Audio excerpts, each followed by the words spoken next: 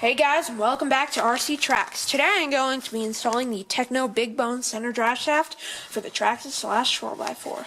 So let's go ahead and get this upgrade started. So first we should obviously unbox the package. Right here, cut it all open.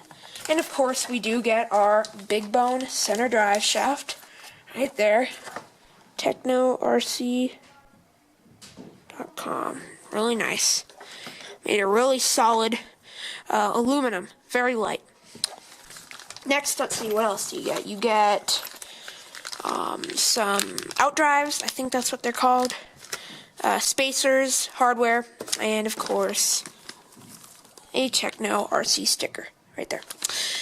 Anyways, let's get this upgrade started. Now, the first step in order to remove our old drive shaft, so we're going to put on the new Tekno RC drive shaft, we're going to have to take off our old one. First, we're going to have to remove this little cover here. As you can see, mine's scratched off, so I'll be taking it off later.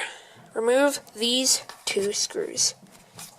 Now that you remove those two screws, you can see that you still can't get it up. So what we're going to have to do is we're going to have to take off the old drive shaft. First, you're going to have to take off these two screws right there, and then there should be, wait, no, I keep getting confused, they're not on the bottom. There's one right there, and one right there. Go ahead and remove all those screws. Now that you remove those two screws, you can pop off the bottom of the RC. And let me just take these sway bar link, just loosen the sway bar links just a little bit so I can pop my front sway bar off. Come on. There we go. And it's still attached to that one servo link right there, but that doesn't matter. So the next step is to remove the old drive shaft. My old drive shaft is actually not in there because I ended up taking it out because it was actually bent. It was rubbing and making really weird noises. So I took that out. But you just want to slide out the old drive shaft. It should be in there. The next step is you just want to pop the little thing that we got off right there. Come on. There we go. We should be able to pop this thing out. And that thing is pretty much junk, so I'm going to be throwing that away. Next step you'll see is you can take that drive shaft out. And then the next step we're going to want to do is to remove that small grub screw right inside there. If it focuses. But there is a small grub screw right there. There is also another small screw pin on that drive shaft. On that drive shaft axle stub, or whatever you call those. Go ahead and remove those two screws.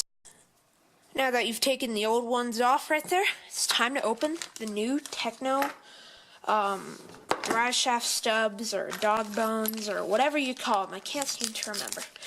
Anyways, let's cut this small bag open, and as you can see, the new Tekno ones are a direct replacement. This skinnier one that's a little bit longer will go in the back.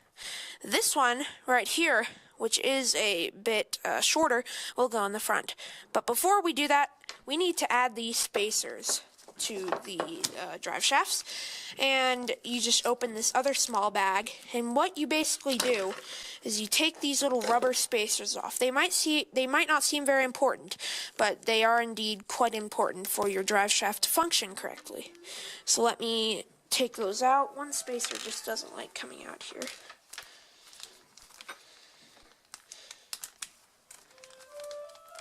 Let's get that out right there, and come on. just doesn't like coming out. And come on. So close. Alright. Sorry about that, guys. But we did I did get that spacer off. And what you want to do is you want to take the spacer right here and you want to just insert it down in there. As you can see, you do have the spacer right there. Just grab a screw right here and then just slide it down just like that. And you want to do 2 spacers for each drive shaft. That spacer didn't go in quite correctly. You just got to make sure that you get those spacers in correctly. There we go. Spacers are in for that one. And then next you just want to put the other spacers down, and I'm just using a 1.5 millimeter hex screw to get them all down. And there you have it. We have the new spacers are installed. As you can see, the way this will work is the drive shaft will just fit inside there. If you're worried about it sliding off, don't worry. The other side will go too, and it'll basically just rotate it just like that. That's a lot better design than the stock one, because the stock one was prone to bending. And go ahead, and what you want to do is you want to attach the back one first using the included grub screw. You want to slide the drive shaft in and align those holes right there. The next thing you want to do is just attach the front one. And yep, that's basically it. Just attach the front one and then slide it in right there. See you guys later after I do all of that. Now that you got those 2 screwed in, next thing you're going to want to do is just slide in the new drive shaft and make sure it aligns with the holes right down there. And the next thing you want to do is just make sure that front aligns with the holes correctly and reattach those 4 screws. And as you can see, I did attach those 4 screws. You can see the new Tekno RC drive shaft. Let's go ahead and test it out.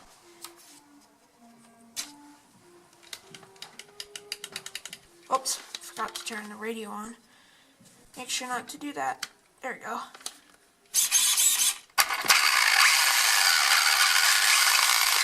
And it works perfectly. Now TrackMonster can enjoy some 4x4 status.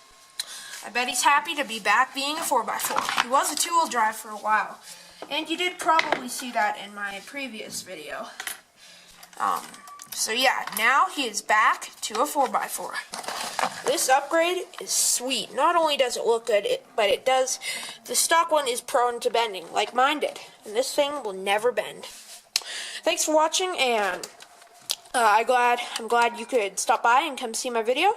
Please check out some other videos if you're interested. I just posted an awesome running video of my Slash right here towing Stampede right there.